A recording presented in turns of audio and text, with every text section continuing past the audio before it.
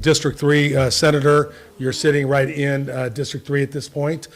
First of all, I want to thank members of the press for being here today.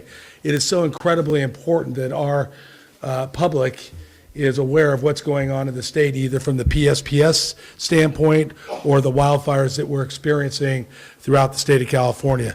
Just a few quick words. I've been on this tour, so to speak, with the governor a couple times now, and I'm very, very impressed with not only his going out to the fire lines, working with first responders and making sure that they're comfortable and know that he's engaged here, but also victims of the fires, and also as evidence that we are here today to talk to people that have been victimized, if you will, by these PSPS power outages. So I'm really delighted that the governor is here to speak to my constituents and to speak to you. And at this time, I'd like to turn it over to Assembly Member Mark Levine. Thank you. Thank you very much, Senator Dodd. Thank you, everyone, for being here. Grateful for Governor Newsom's presence. His presence is symbolic of what is actually happening on the ground. His attention, his staff's attention, making sure CAL FIRE has the resources that they need, but also that the evacuees, really the victims of both the fire and the power shutoffs, are getting the resources they need as well. To give you a story that so many Californians woke up to, today was the first day that I was able to wake up and turn on the lights. Today was the day that my wife and I began really emptying out the refrigerator and the freezer and taking stock of what we needed to replace. For many, that just costs some money, but for too many, it costs too much money. And I'm really grateful that there are partners like Community Action Napa Valley who are making it easier for people to get the healthy food that they need back into their cupboards and back into their refrigerators. So thank you so much to them, but also to so many others across the region that are helping evacuees and millions of the people that had to deal with the loss of electricity. Thankfully, the power is coming back on for many, not all. I still have constituents in Marin that do not have power as we speak, but it's getting colder at night. And so we need to make sure that we've got the services and also hopefully the electricity to people as soon as possible so that they can sleep comfortably and be safe. Now I'd like to turn it over to my colleague in the Assembly. We're in Assemblymember Aguirre-Curry's district right now. Cecilia, please. Good afternoon, everyone. It's a pleasure that you all could make it here.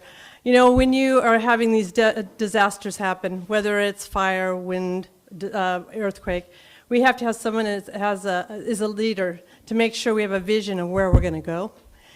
We've tried to pick up the pieces from the past fires, and we did that. And I'm really proud of all of our counties and cities that have stepped up, but we have a lot more work to do.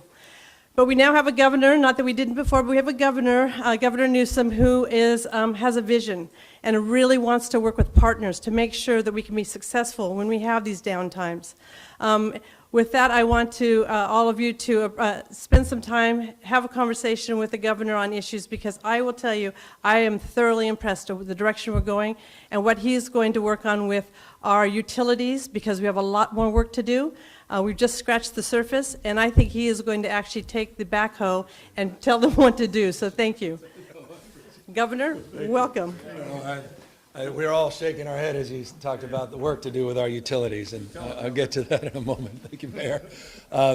It's wonderful to be back with two Assembly members and to Senator Dodd, and have spent as much time with them over the course of the last long week.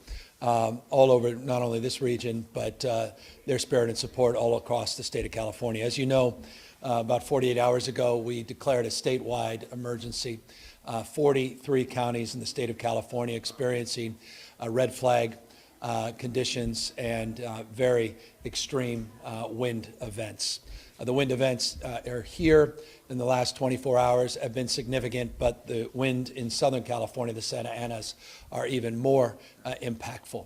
Obviously, generating a lot of attention, the Kincade Fire, which seems substantially under control, though just shy of 20,000 people have been evacuated in and around that area, Brentwood, Pacific Palisades area. They're being very vigilant on that fire. While there's no open flames, there's a lot of smoldering, and when that wind starts to whip back up, up, anything is possible. So no one's taking the efforts there for granted. I want to compliment the great work of LA Fire Department, that's point on incident command. They've done a really remarkable job down there, Mayor Garcetti, and many of the council members that have really led remarkable effort. Accordingly, we are dealing with fires throughout the entire region, not just LA. Most notable at the moment, the Simi fire, which is now referred to as the Easy fire that hit earlier this morning as the winds whipped up in and around the Reagan Library. Fortunately, the Reagan Library seems to be in a good and protected state for the moment.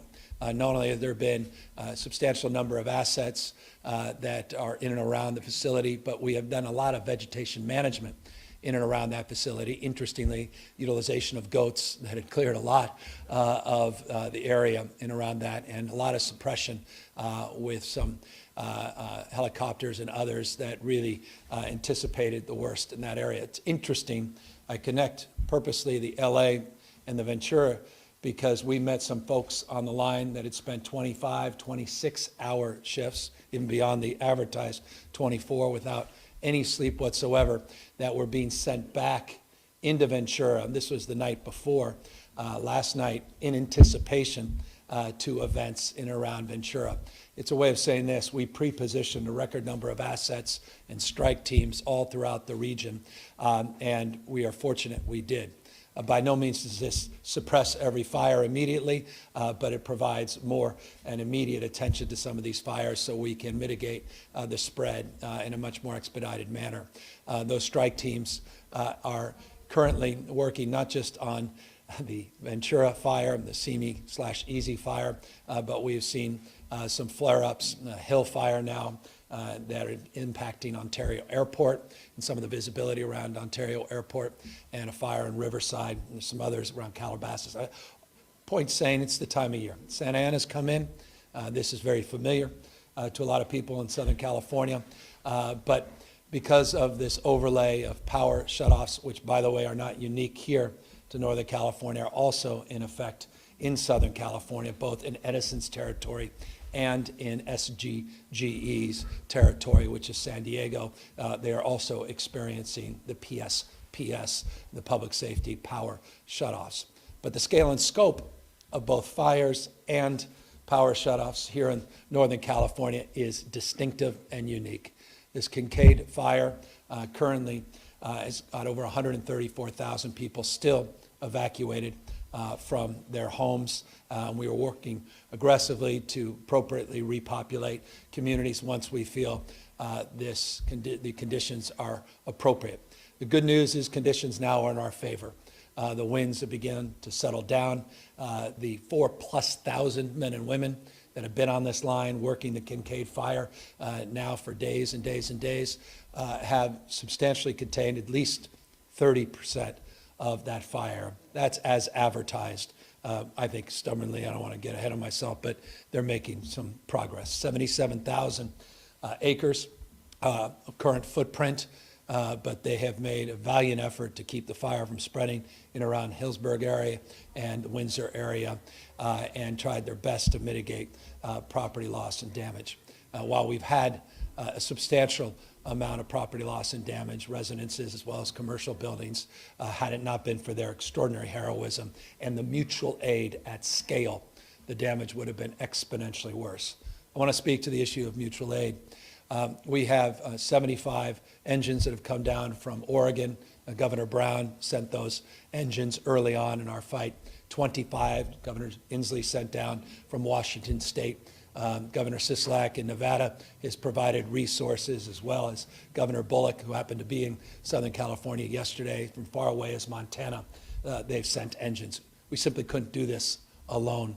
150 engines come in from out of state. That's helped us with some fire suppression up and around Ukiah over the last 48 hours. There's a current incident in and around Shasta, some of the rural and remote parts, which we're working on and watching. No direct impacts at the moment on major structures, but nonetheless, we're keeping an eye on that. So we're doing our best at a time of year when we all know we need to do our best. We have the Diablo winds, Southern California, the Santa Ana winds. Peak fire season for us is not July, nor August, September. It's late October, early November. It's almost a year ago this upcoming week, that we experienced the most devastating wildfire in our history. In 2018, the Camp Fire, obviously 2017, Tubbs.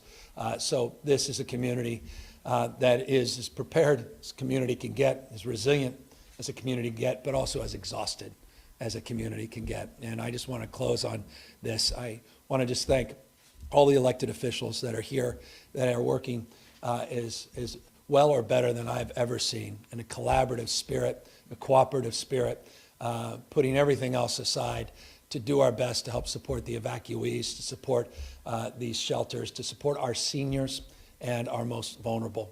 And that's why we're here. I had the privilege of being here a few days back. Saturday. Was it that long ago?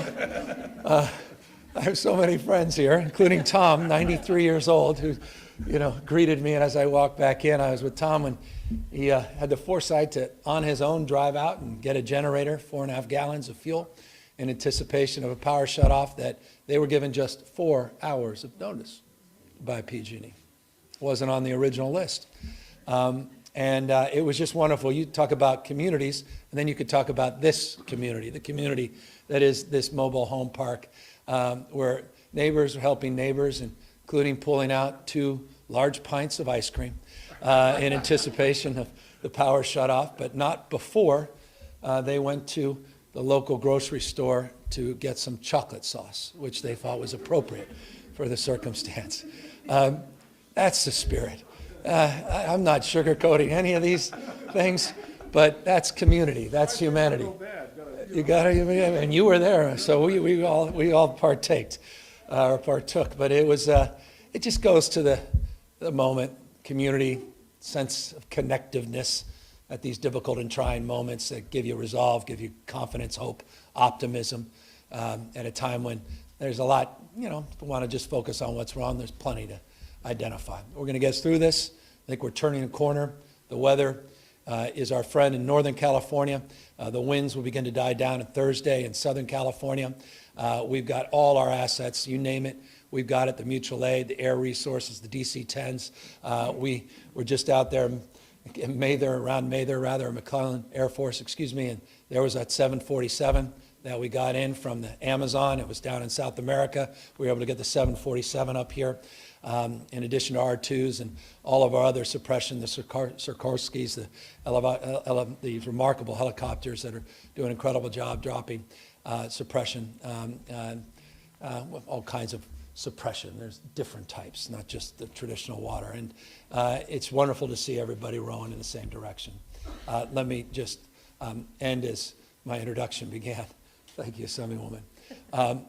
While we are pleased that PG&E recognized their responsibility to the community by at least providing a baseline of support, and I recognize it's a modest step with these credits/rebates, we have enormous amount of work to do to hold Pacific Gas and Electric accountable. The investigations are ongoing for all of these fires. The Getty investigation moved quickly. It was determined a tree fell 30 feet away and hit one of the power lines that ignited that fire. These other investigations will take a little bit longer to determine culpability and responsibility. We'll hold those responsible accountable. Meanwhile, we have a bankrupt private utility that needs to come out of bankruptcy by June 30th of next year. We've stipulated a number of actions they must take, first and foremost, resolving to address the needs of the victims of the 2018 Camp Fire as a foundational principle before they can emerge from bankruptcy in any way, shape, or form. It is incumbent upon them to move forward once these power shutoffs are complete to do that. But first, they must turn back on the power. They gave the all clear for all counties except Kern County, and so the power is beginning to go on in every part of the state, except Kern will be perhaps a little more stubborn into the early morning. I know the folks up in Lake County have been particularly impacted. As was said, Mark, we were talking earlier and others about cold nights. They had some issues with sewage, and the backup generators were inadequate. They've been hit nonstop with 1, 2, 3 power shutoffs, some 300,000 customers, no relief, no gaps, no opportunities to take a deep breath, get the power back on, only to see it go back off. This is not the new normal. This cannot take 10 years to resolve. We will hold them accountable. We have a more enlivened Public Utilities Commission than we ever have with the new president. They started a major investigation into the PSPS protocols. Today, the Assembly and the Senate, myself, announced early the appointments of our new Safety Advisory Committee that has now been newly established, the Public Utilities Commission. We're creating a new Public Safety Division or Fire Safety Division within the Public Utilities Commission. We're holding the line on making sure that there's no compensation, bonuses, and benefits that go to executives or managers of PG&E unless it's tied to public safety. And we have $5 billion commitment from the three largest IOUs, substantially PG&E, for public safety improvements. And we'll be breaking that down, not in increments of 1, 3, 9, 10 years, but 3 months, 6 months, 9 months with specificity, transparency, real measurement, and real accountability, including the prospects of $100,000 a day fines per incident and new protocols on these power shutoffs, new protocols in terms of how we communicate these shutoffs, new protocols on the consequences related to those shutoffs, and having the backs of our community and making sure we're protecting the most vulnerable, our small businesses and others, including our children that need to be in school, not out of school during this period of time. So we could talk more about that. You'll be hearing a lot more about that in the next days, not weeks, next weeks, not months, next months, not years, as we move forward to a brand new day of accountability and oversight and transparency related to how we manage this private utility as they work through this moment. So as we all work through this moment. So that's, forgive me, a long-winded overview, but I wanted to be broad and happy to be more specific if you have any questions. Governor, there's been renewed calls for the state to take over PG&E in the wake of these PSPS. Your response to that? Well, we're assessing all options. I've been crystal clear from March of this year when we laid out a pathway to focus on presenting to the legislature some legislation that was authored by a number of people here, substantively Bill Dodd, who led that effort, Chris Holden and others, in partnership with the Assemblywoman and Assemblyman member that ultimately became AB 1054. But when we laid out that vision, it included focusing on municipal opportunities. San Francisco is pursuing that, but that's not a system. That's a few assets. San Jose, I talked to Mayor Liccardo 3 days ago about his pursuit, Mayor Libby Schaaf about her interest in joining those efforts. But we have a utility that goes from the northern part of the state, the Oregon border, down into Santa Barbara. So when we talk about municipalization, that's cities and towns. So the question appropriately is a state.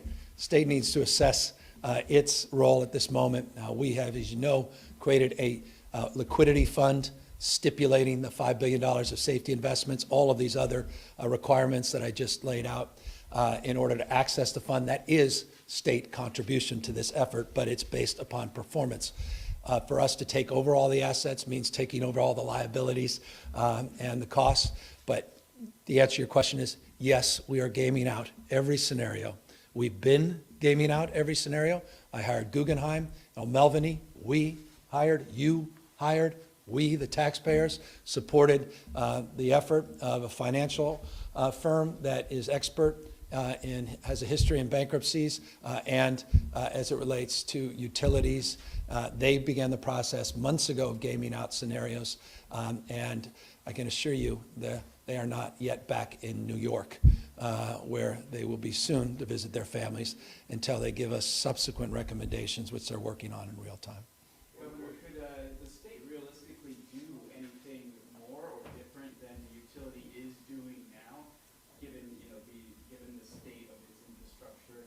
I mean, could it do something more than rolling blackouts when we're threatened with these kinds of wind events? It's a great question. What would you see differently done? Yeah, that's the right question.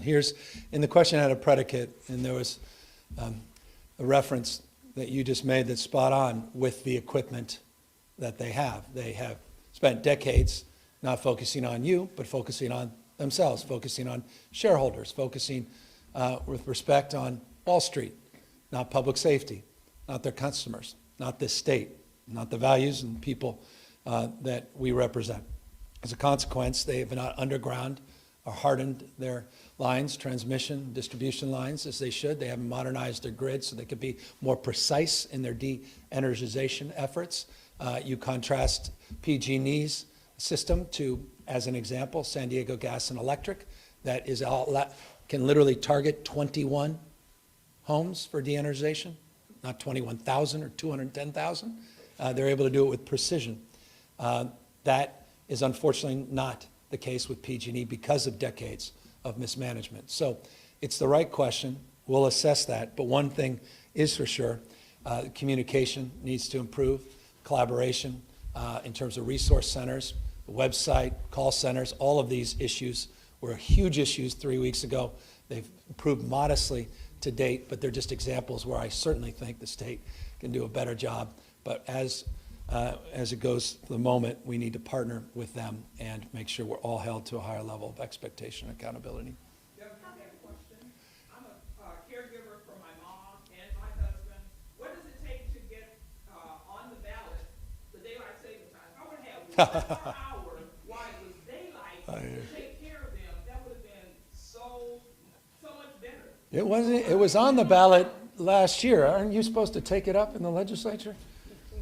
Didn't you? Let's talk to these guys. Yeah, I mean Dodd. Full responsibility. That's good. The buck stops with Dodd.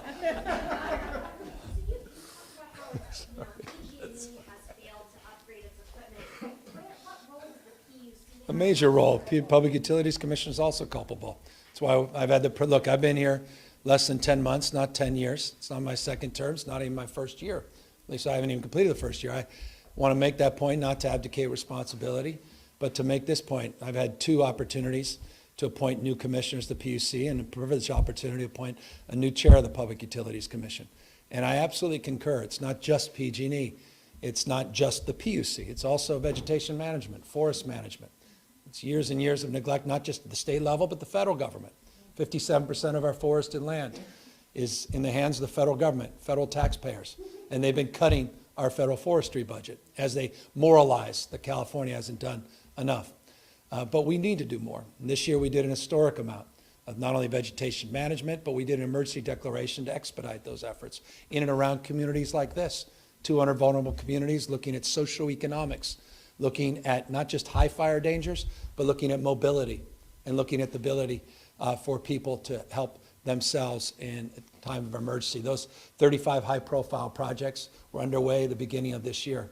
We put $1 billion of additional investment in to make sure that we're more prepared, more safe. $109 million for 12 new Black Hawk helicopters, 7 new C-130s that we're in the process of procuring, a new technology as it relates to infrared technology for LiDAR and satellite, as well as attached to work we're doing with machine learning and data analytics, 200 plus cameras the IOUs are paying for, as well as the California taxpayers. So a lot more work to do, rowing in all directions. It's on all of us. Public Utilities Commission, the public, federal government, the utilities. We do have a plan. We're implementing that plan. We're not reacting to this moment. We anticipated this moment, so much so that we put $75 million in the budget in anticipation of the power shutoffs, of which $26 million went out last week to the counties, $10 million to the cities, $1.5 million to tribal lands, and $37.5 million made available in real time to state agencies that can support the health and human services needs of the state and other critical needs. Those dollars were distributed in addition to the $50 million we put out, as you recall, in March when you guys sent down AB 72. And I'm grateful for that leadership that allowed us more communication and more collaboration at the county level after last year's difficulties on alerts, opting in, opting out, a lot of improvements in that space. Now, you said you thought maybe we've turned the corner. Has PG&E given you any assurance that there are not going to be any more No. outages at this point? No. And the economic hit for the last outage was $2 billion assessed, correct? Has there been any estimates of what? I mean, there's always estimates, but they're, back of the envelope. We'll get the real costs, the real estimates. We'll be able to adjudicate those facts in real time. Look, the weather's cooperating. Mother Nature, I'm more interested in collaborating with right now than PG&E. She is Just a little bit of better track record. The Weather Service and our partners, federal partners, as well as those that are part of our Office of Emergency Service, looks like the weather's going to cooperate from a wind perspective, not from a humidity perspective. Still very dry, red flag conditions, but from wind perspective into this weekend at least. And that should provide PG&E more than ample opportunity to investigate all their lines and make sure that these power outages end for everybody in every county. Remember, all clear begins the process of physical inspection of these lines. We supplemented PG&E's work by providing California Highway Patrol fixed wing aircraft with night capacity, as well as National Guard helicopters with infrared capacity to supplement those efforts so that we can work quickly to get the power back on. And we've got this major investigation already underway. We're in constant contact with PG&E and others, and we've got a strike team that is working overtime as we speak, parallel with this conversation in my office, where I'll be joining them right after this about next steps as it relates to our power shutoffs. PG&E has been an influential political power for decades, supporting your campaign, supporting the campaign of most legislators in Sacramento, Yeah. city officials in San Francisco, as you well know from your time as mayor. So, Question? what role does that have to do? I don't know about that. Well, their contributions to me sure as hell haven't influenced me to be more positive. I'll leave it at that. So with the regulations that you want to impose on PG&E, would that be potentially considering doing a special assembly to go forward with more regulations and have lawmakers have their Well, we have a lot of tools in our toolkit, and to the extent that we feel we need additional tools and we don't want to wait through the next legislative session, then we'll consider that. But the PUC has a lot of authority. They were given a lot more authority, tools, specific, tangible tools in the legislation that folks behind me supported and I signed in 1054. And so we need to move on all those things. That's part of the plan that's currently underway. That's why today we made the announcements on the Catastrophic Fund Advisory Committee, in addition to the Public Safety Advisory Committee, hired last week, new director for the new subcommittee, this public safety subcommittee at the PUC, brought in a new PUC chair. She started the major investigation. She's assessing fines. So there are a lot of things that we are exercising that are within our executive authority and within the authority of the PUC. But to the extent that the legislation and other legislative efforts fall short, we will highlight those, and we may need to call for that. But we're at the moment, I think, just pressing on all the existing tools that are in the toolbox. Governor, what were, from your perspective, the past problems at the PUC that led to Too this? cozy with the utilities, not aggressive enough on public safety, not aggressive enough in terms of the oversight. So that's pretty obvious. I don't know that a good objective observer could suggest otherwise. Again, hold me accountable to the day I took the oath of office, where I had a bankrupt utility and just came off a transition where we had 2 historic fires, not just here in Butte County, but in Woolsey. But hold us to account to that first week I was in office, where we had our first press conference, putting out an executive order up in Placer County and talking about new vegetation management strategies, a first of its kind emergency declaration to expedite those projects. And then all the money we were able to appropriate in real time with AB 72, and then the subsequent work we did, putting together a broad plan that included focusing on land use in anticipation of the word PSPS. Go back to those 2 press conferences where I said PSPS 10 times, and I don't think one person put pen to paper because what the hell does that mean? Now everybody's talking about it. We put the money up in the budget, $1 billion, additional $75 million in anticipation of working with cities and counties. And then that legislation, which is just brand new series of actionable items. But unfortunately, things don't just go like that. 10, 20 years is reverted into a modernized system and new realities. But I want folks to know that we're not reacting to this last week by any stretch of the imagination. And all this does is just reinforce our resolve moving forward. You guys were at it before I even got here with 901, and we took 901 to the next level with 1054, and we'll continue to do more and do better. and meet this moment head on. And I can assure you, this is not all you are going to hear from us on the issue of the utilities and on the issue of fire safety in the state of California. We cannot continue down this path for another decade like this. Governor, are you at a point where you might be ready to ask the federal government for a federal disaster declaration? We've gotten 4 FMAGs, including one about 2 hours ago that I just put out. 4 FMAGs that included the Tick Fire in Los Angeles, the Getty Fire in Los Angeles, the Easy Fire, which is the new fire in Simi, is the latest FMAG we received, and of course the one up here, the Kincade FMAG. What's an FMAG? It's a federal management assistance grant, provides 75% reimbursements in real time from the, and support from the federal government. We have 2 local emergencies that I adopted, one here in Northern California, one in Southern California, and then the statewide emergency, which will allow you the following: the ability to get unemployment insurance in real time, the ability to waive contracting rules so we can contract with partners so that you can get more support, to allow us more opportunities to provide medical support. Why do I bring that up? Because a young lady that was here. Right here. Where are you? I love you. Thank you. You literally inspired our efforts. I know, I am so proud of California. We are a leading real state. And this is the first time a disaster has come to a state in which we address the pharmaceuticals and we address the drugs people need. And we are survivors. We are not victims. We are all survivors pitching in together.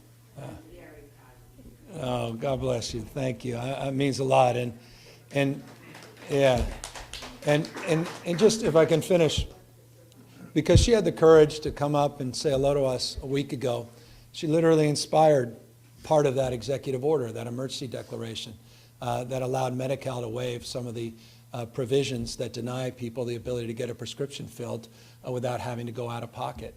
And that's what it should be about: listening to people, reaching out to people. It's what you guys have been doing all this time, and it's really important. I just want you to know how valuable you are to all of this process, and we're all in this together. There's been a lot of people who've lost cell phone service. I'm going to reach out to telecom about hardening their... Yeah, I've been in contact with the CEO of T-Mobile. I just was in contact with the state president, Ken McNeely of AT&T.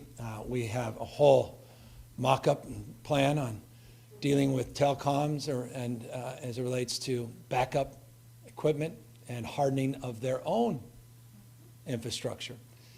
They have been very successful, let's just tell the truth, in the past on killing legislation to require them to do certain things, provide information and the like, and we are going to come down strong on a new approach and new strategy.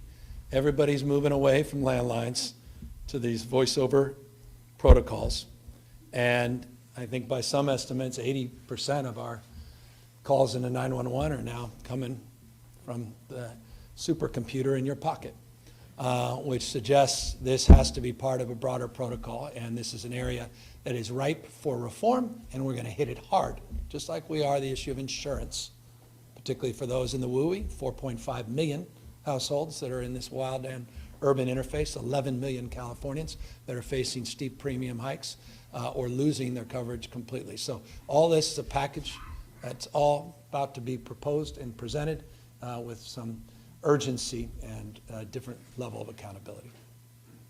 Sir. We'll talk about air quality. Let's do it.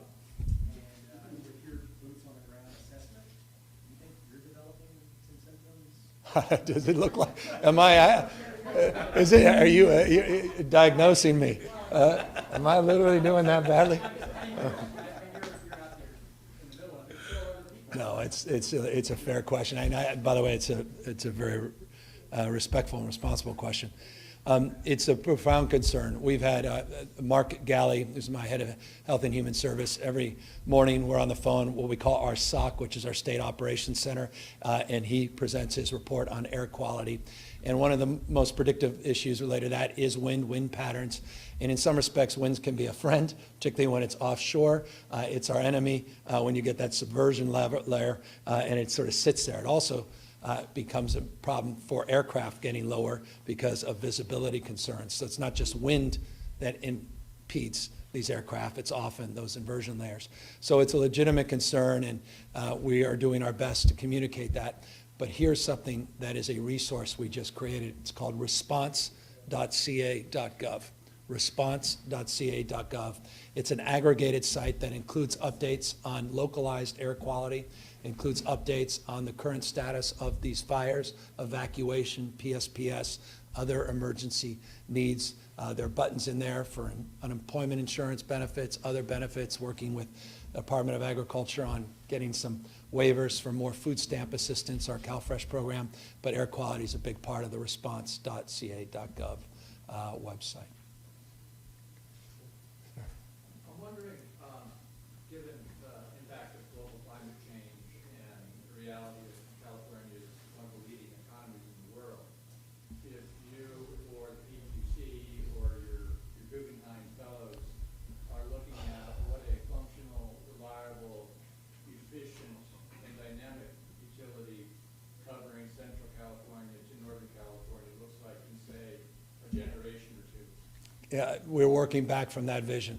Microgrids, the ability to have sectionalizers on the system and to be able to have a robust grid that can meet our 100% renewable goals by 2045, to roll back our greenhouse gas emissions 40% below 1990 levels by 2030, to allow us the architecture to be able to plug in to get 5 million electric vehicles, which is our mandate by 2030, 1.5 million by 2025. We're committed to all those goals, and that's why we're committed to defeating Trump and Trumpism, and making sure we push back against the assault, not just by the president, but the assault by Toyota, the assault by General Motors, and the assault by other automobile manufacturers that have joined their lawsuit against the state of California in our vehicle emissions efforts. Shame on those companies. And I hope every Californian considers the partnership of those major automobile manufacturers, and contrasts that partnership to the partnership we established with Ford and others that are doing the right thing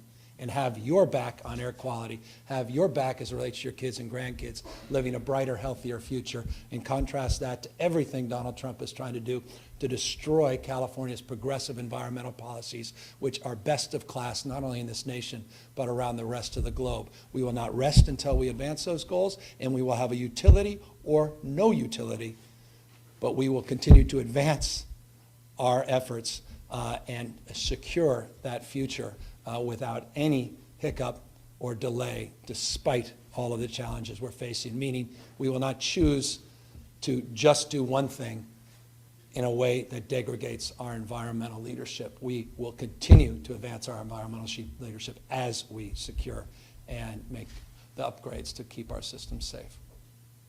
When you say you hope California will consider what Toyota and I just hope they do. what is that? That doesn't mean anything. It means whatever you want to write in between. I mean, I'm not saying anything, and if you say I said anything, you have to quote what I said. I just said it.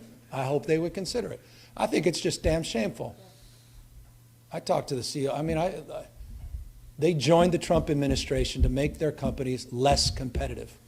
They joined the Trump administration to make America's manufacturers less competitive globally.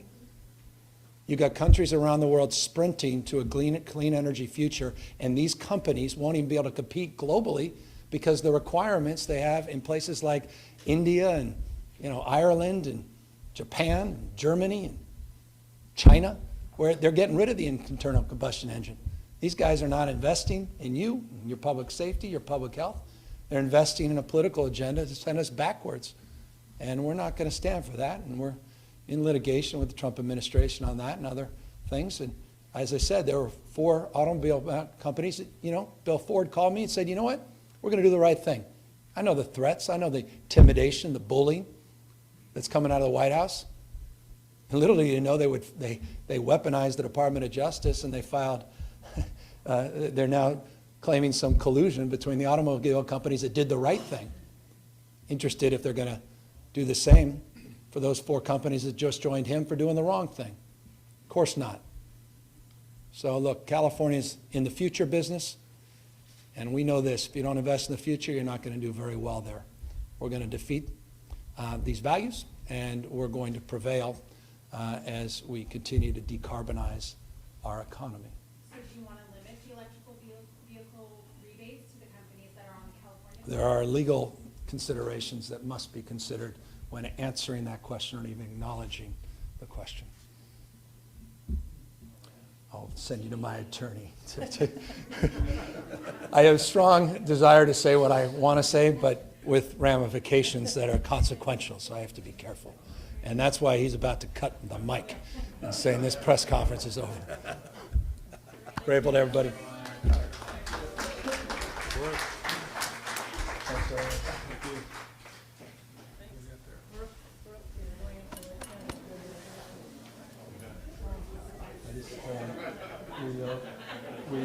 They say 90% back on by 4. They promised, Bill.